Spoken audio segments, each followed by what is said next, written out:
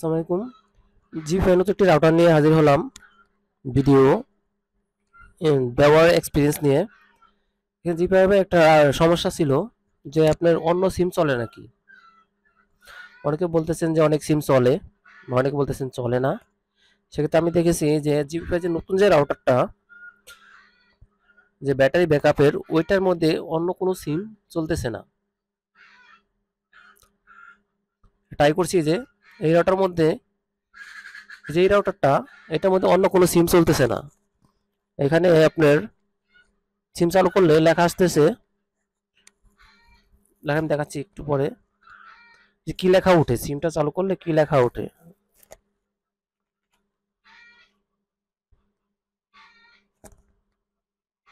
Just এখানে লেখা ওঠে,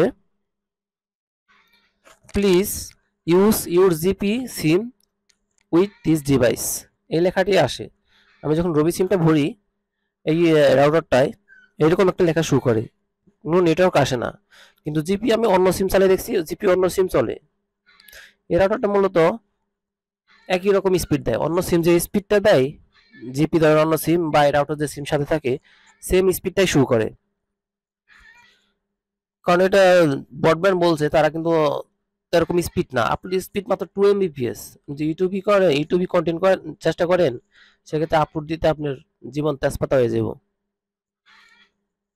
কারণ একদমই লো স্পিড আপলোড। আর ডাউনলোডে আপনি 2 MB পর্যন্ত পাইবেন। যদি আপনার 1000 টাকা প্যাকেজটা নেন, 2-2.5 MB পর্যন্ত আপনি ডাউনলোড স্পিড পাবেন যে কোনো সাইট থেকে। একটা জিপি বড় একটা সমস্যা ছিল যে কানেকশন ছেড়ে দেয়। এটা সবচেয়ে বেশি সমস্যা, সব রাউটারই দেয় এটা। সমস্যাটা হচ্ছে আমি যখন এখানে আমি দেখাচ্ছি, ভিডিও করে রাখছি, এই ভিডিওটা দেখাচ্ছি কিরকম করে। জি5 রাউটার বড় সমস্যা। হুম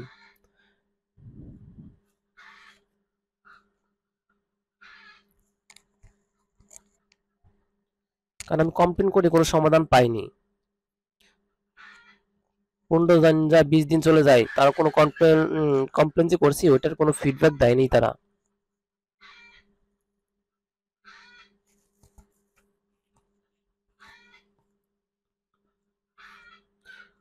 শুধু বলতেছে যে নেটওয়ার্ক সমস্যা। আমি যদি জি5 নেটওয়ার্ক সমস্যা হয় তাহলে এটা কেন কিনবো আমি, বলেন? নেটওয়ার্ক ভালো পাওয়ার জন্য তো এটা কিনা, 1000 টাকা বিল দিয়া। যখন আপনি কানেকশন ছেড়ে দেয় তখন আপনি ঢুকতে পারবেন না, কোনো বিকাশ বা যে কোনো কিছুতে ঢুকতে পারবেন না। অনুগ্রহ করে নেটওয়ার্ক কানেকশন দিন, এরকম কিছু লেখা। যে শুনকে আমি ইয়েলো বাতিটা আসে রাউটারে, নেটওয়ার্ক ওখানে হলুদ ধরনের বাতিটা আসে, তখন আর নেটওয়ার্ক চলে না। ওর সঙ্গে কানেকশন সমস্যা, ওটা একটু পরপরই আসে। এটা একটা বড় সমস্যা। এটা সমাধান তারা দিতে পারে, বলে রাউটার সরান বা অন্য জায়গায় নিন। অন্য জায়গায় নিছি, তাও সমাধান হয়নি, একটু পরপর কানেকশন ছেড়ে দেয়।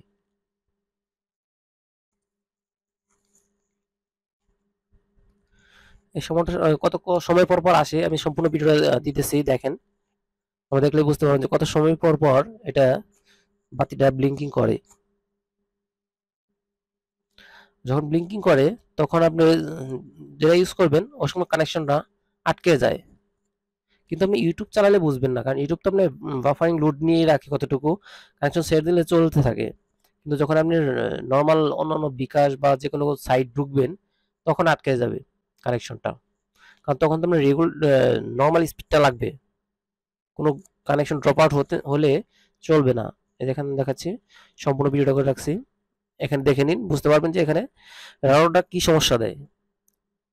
কাস্টমারকে ফোন দিলে বলা হয় অনেকে সমস্যা দিছিল, সবাই নাকি রাউটার অন্য জায়গায় স্থানান্তর করছে, তারপর সমাধান হয়েছে। কিন্তু আমি করেছি অন্য জায়গায় স্থানান্তর, তারপরেও এই সমস্যাটা দূর হয়নি, তারা আমাকে কোনো সমাধান দেয়নি।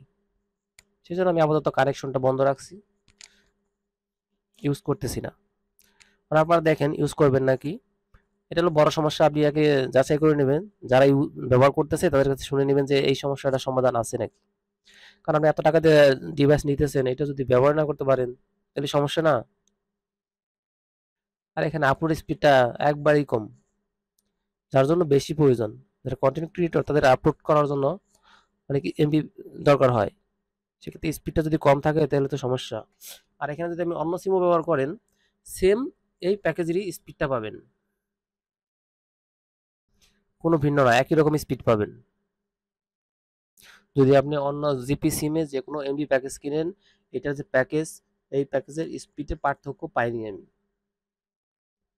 কিন্তু গ্রামীণ ফোন তারা নিজেরাই বলতেছে এটা ব্রডব্যান্ড স্পিড, মানে সিমের নর্মাল সিমে যে স্পিড দেয় এটা তো সেম স্পিড, তাহলে ব্রডব্যান্ড স্পিডটা হইলো কিভাবে?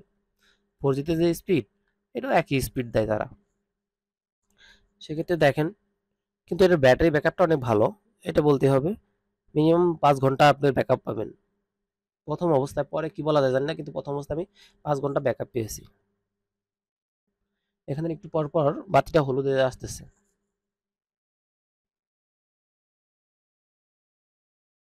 যখন হলুদ হয় তখন আর চলে না, ইন্টারনেট আটকায় যায়।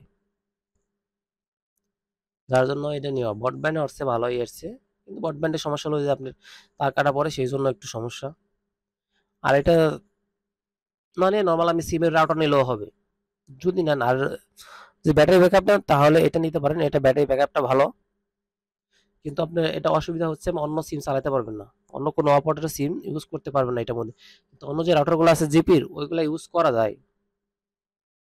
অনেকে বলতেছে ইউজ করা যায়, কিন্তু এটার মধ্যে আমি ব্যবহার করছি, এটার মধ্যে ইউজ করা যাবে না, টোটালি স্টপ আদার অপারেটর সিম ডিভাইসের জন্য।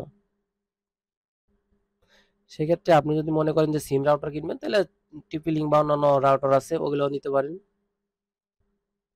কিন্তু এটা নিলে আপনি গ্রামীণ সিম চালাতে হইব।